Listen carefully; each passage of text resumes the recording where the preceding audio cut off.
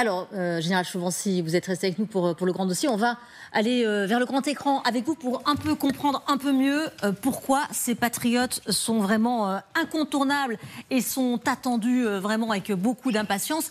Voilà, ça c'est une batterie patriote. Expliquez-nous, Général. Alors, la batterie, elle est composée de plusieurs parties. Vous avez d'abord un poste de commandement, un radar, un poste d'acquisition de l'objectif, et vous avez des lanceurs. Et ce qu'on voit ici, là, ce sont des lanceurs. Vous en avez entre 4 et 8 selon les systèmes, équipés de 4 à 8 missiles chacun.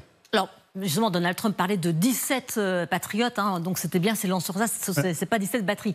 On regarde comment ça fonctionne, Général. Alors, il y a un radar qui détecte. Une fois que le radar est détecté, il y a un contrôle pour l'interception, donc une deuxième, partie 2, qu'on voit là, qui vérifie effectivement là où qu'est-ce qu'il faut intercepter. Et enfin, le lanceur, il va y envoyer 1 à 2 missiles à chaque fois. Alors un missile, c'est quand même entre 3 et 4 millions de dollars. Donc c'est pas négligeable. Et la batterie en elle-même, 1 milliard. L'ensemble du système, c'est 450 millions de dollars pour ce qui est, je dirais, commandement et radar. Et vous avez les lanceurs, ça coûte 650 millions de dollars. Donc vous avez une batterie de 4 à 8 lanceurs qui vaut aux alentours d'1 milliard de dollars à chaque fois. Oui. Combien de temps ça prend tout ça à partir du moment où on a détecté le missile qui arrive et on l'intercepte? Alors, de mémoire, on intercepte des missiles qui vont à Mach 4, me semble-t-il, donc à 5000 km/h des missiles adverses.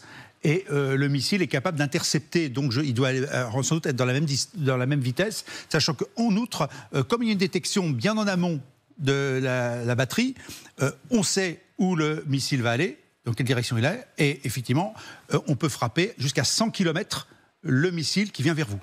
Une batterie patriote qui n'est pas infaillible non plus, Général, parce qu'on sait qu'il y a des missiles qui sont très manœuvrables du côté russe et qui réussissent à échapper à ces patriotes. Tout à fait, il n'y a pas de 100%. Hein. C'est pour ça que très souvent, il y a quand même 2 missiles qui sont tirés, mais effectivement, il y a des mesures d'évasion, comme on dit, des missiles adverses. Et la difficulté, elle est là. Donc, qu'est-ce qu'on intercepte essentiellement? C'est d'abord les missiles balistiques, qui sont très difficiles à intercepter et qui viennent de très loin de la Russie. Vous avez les missiles de croisière, mais effectivement, comme le disait notre camarade ici présent, on ne tire pas les drones avec ce type de matériel. Oui, et sachant qu'il n'y a pas que ce type de matériel, vous avez aujourd'hui en Ukraine plusieurs types de matériel. Vous avez le Patriot, vous avez le concurrent qui monte en puissance, qui est le Mamba français. Dont on va parler. Très bien. Et vous avez d'autres systèmes qui sont allemands, l'Iris, pareil.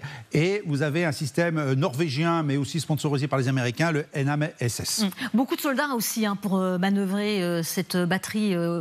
Une centaine de soldats? Tout à fait. Il faut environ 90 à 100 personnels. Et il faut 6 mois à 9 mois de formation pour rendre une batterie opérationnelle. Alors, quand on voit la portée 40 à 160 km, est-ce que ça veut dire elles sont où ces batteries? Est-ce qu'elles sont près du front? Est-ce qu'elles sont loin du front? Elles sont loin du front, parce que leurs cibles, elles sont les cibles à protéger, en fait. Hein, c'est bien pour protéger des cibles. C'est les villes les plus importantes, Kiev en particulier. C'est aussi les centrales énergétiques, toutes les infrastructures énergétiques. Voilà. C'est sans doute aussi les aéroports. Les aérodromes militaires en particulier, et puis tout ce qui pourrait se rattacher à l'industrie d'armement en progression. Et là, on sait bien qu'une grande partie des cibles de tous les missiles, en particulier russes, c'est de casser l'infrastructure de l'économie de guerre, en fait, de l'Ukraine. Donc elle serait située peut-être aux alentours de Kiev, peut-être vers l'ouest du pays également? A priori, elle ne doit pas être ici. Ça ne sert à rien. En revanche, on est bien là. On est sur Lviv sans aucun doute. Et puis les autres zones sensibles, et pourquoi pas Odessa, mais ça on n'en a pas beaucoup parlé, mais plus on est proche du front, plus ces matériels sont détectables, plus ils sont la cible des frappes ennemies, ce qui veut dire qu'on ne peut pas se permettre de perdre des batteries, donc elles sont déployées. Et n'oublions pas qu'elles ne sont pas déployées dans un 100 mètres carrés, ce sont sur plusieurs kilomètres carrés, l'ensemble de la batterie pour en assurer justement la protection. Effectivement, il y en a 7 plus ou moins, c'est ça, en Ukraine, 7 qui Aujourd'hui, de mémoire, il y en a 7, dont 3 livrés par les Allemands. Et les autres, les Américains en ont livré 2. Et je crois que peut-être les Danois en ont livré 1, mais j'en suis pas sûr. Alors vous disiez loin du front, effectivement, il ne faut pas que ce soit détectable. Est-ce que ce sont des batteries qui sont littéralement traquées par les Russes? Ah, tout à fait. Alors il y a eu un grand débat il y a quelques mois sur une batterie qui aurait été visée. Mais de toute façon, les Ukrainiens ne communiquent pas. Ils ne peuvent pas communiquer. Parce que s'ils commencent à dire qu'effectivement, leurs batteries, à ce prix-là, fournies par les nations voisines, sont vulnérables, ce n'est pas bien. Donc, il y a forcément eu des dégâts quelque part, mais à la date d'aujourd'hui, qu'est-ce qu'on peut simplement constater? C'est que toutes les attaques russes par missiles et par missiles de croisière et missiles balistiques ne sont pas toutes arrêtées. Ça prouve qu'il y a bien un trou dans le dispositif, soit parce qu'il n'y a pas assez de batteries, soit parce qu'il y a peut-être des batteries qui n'ont plus de munitions. Si on prenait l'exemple finalement de la production américaine des missiles pour Patriot, c'est une production de 550 missiles par an. Oui. Par an. Avec dernière question générale, quel est le rival du Patriot? Alors effectivement, on l'a cité, hein, c'est le SMPT. Mamba. SMP, oui, le nouveau nom du Mamba. Hein. Ouais. Ça peut être le potentiel rival du Patriot? Le Mamba, nouvelle génération, qui est mis en opération, rendu opérationnel en 2025 par les Français, enfin franco-italiens, a pour objectif d'être le concurrent direct du Patriot, moins cher. Mais c'est bien l'objectif. Il y a deux principaux systèmes d'armes aujourd'hui antibalistiques. Ce sont bien le Patriot d'un côté et d'autre part le Mamba franco-italien. Allez, on peut se rasseoir. Général, merci beaucoup pour toutes ces informations précieuses. Et on précise d'ailleurs que les Suisses attendaient, Marc Semo, des batteries patriotes et les Américains leur ont dit, écoutez, il va falloir retarder cette livraison. Oui, comme pour les autres pays européens, les Suédois aussi probablement vont envoyer une partie de leurs patriotes à l'Ukraine et d'autres pays européens vont faire de même. C'est une question évidente de l'urgence. Je voudrais qu'on écoute maintenant un sonore, et c'est celui de la haute représentante de la diplomatie européenne, c'est Kaja Kallas. Alors c'est vrai que depuis que Donald Trump a annoncé ce mécanisme via l'OTAN, eh bien, la réalité c'est que ce sont les Européens qui vont devoir payer. Regardez ce qu'elle dit à ce propos. Si nous payons pour ces armes, c'est notre soutien. C'est donc le soutien de l'Europe et nous faisons tout ce que nous pouvons pour aider l'Ukraine. C'est pourquoi nous demandons à tout le monde de faire de même. Si vous promettez de donner les armes et que vous dites que quelqu'un d'autre va les payer, ce n'est pas vraiment vous qui les donnez, n'est-ce pas?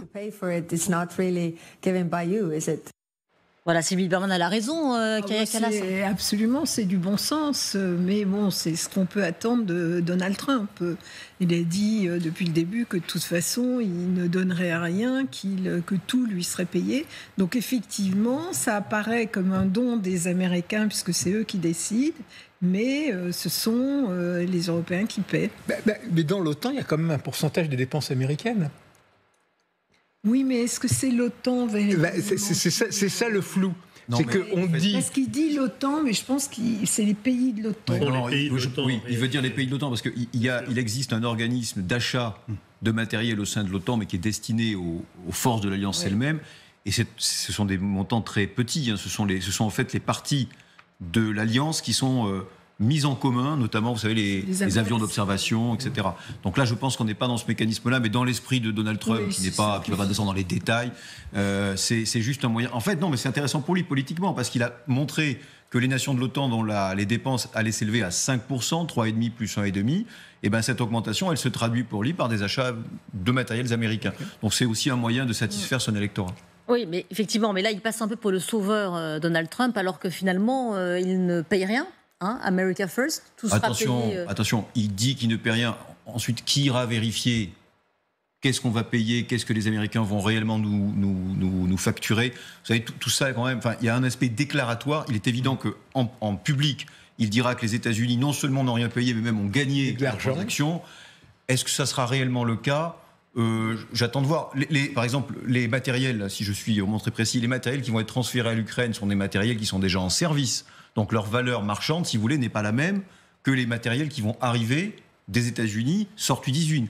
Donc il va y avoir là aussi une évaluation qui sera difficile à conduire. Vous savez, il y a eu beaucoup, rappelez-vous, depuis le début du conflit en Ukraine, des chiffres un peu astronomiques ont circulé sur les matériels qu'on donnait à l'Ukraine. Or, la réalité, c'est que beaucoup de matériel étaient quand même des matériels vieux, voire, sous le contrôle général, obsolètes.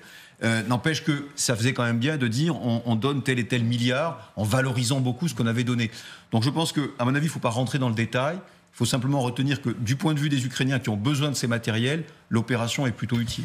Oui, mais en même temps, c'est effectivement du matériel usagé qu'on transfère aux Ukrainiens, mais ce qu'on va acheter aux Américains, ou en tout cas les Allemands et d'autres, c'est tout neuf et donc c'est plus cher. Donc les Américains sont gagnants. Ils sont gagnants, mais je crois que Volodymyr Zelensky n'est pas dupe, mais comme il a absolument besoin de Donald Trump, effectivement, il va remercier abondamment Donald Trump. Alors, Kaja Kallas, ce qu'elle exprime, c'est du bon sens absolu. Effectivement, et elle a raison de le dire. Sur ce mécanisme de l'OTAN, général, vous alertiez dès le début de la semaine en disant attention, là, ça va pas être pas très facile ce mécanisme. D'abord, c'est bien du remplacement du matériel déjà existant qu'il faut livrer. 2, on a parlé tout à l'heure de formation. Et puis, quand même, il va falloir lancer les chaînes de production éventuelles par la suite. Mais on est bien dans un deal. On vend de l'armement, finalement, qui va être acheté par les Européens. Donc, maintenant, il y a aussi une question de délai, donc qui a un peu été évoquée. Alors, la formation, 6 à 9 mois, très bien. Et puis aussi, acheminer le matériel, le mettre là où il faut. Donc là, effectivement, à mon avis, il va y avoir quelques soucis. On est dans le déclaratoire. Maintenant, combien de temps ? Même M. Merckx a évoqué quand même quelques jours, quelques semaines, on va finir par quelques mois bientôt. Et si je reviens à la formation, parce que de l'armement sans équipage formé, ça ne sert à rien. Donc il faut former les gens. Alors soit il y a une anticipation par les Ukrainiens en formant déjà des équipages de patriotes, enfin des servants de patriotes, soit ils ne l'ont pas encore anticipé parce qu'ils n'étaient pas du tout sûrs de les avoir, et là peut-être il y aura un temps mort. Mais là on n'a aucune information sur la question.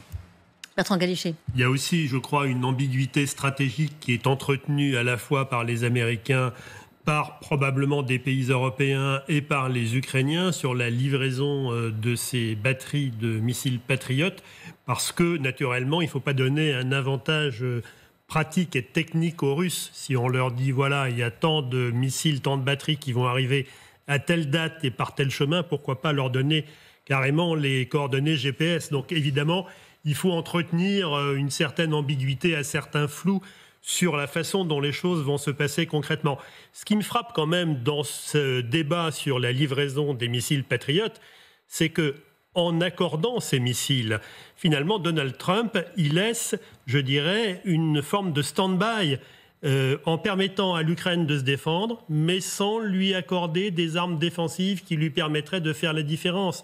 Et donc, c'est quand même assez étrange de voir que les États-Unis n'ont pas véritablement choisi leur camp, je dirais, en tout cas, la volonté, n'ont pas exprimé la volonté de faire aboutir la guerre à la faveur de l'Ukraine, parce que sinon, ils auraient pu agir différemment. Et là, pour l'instant, c'est quasiment un gel du front qui est proposé.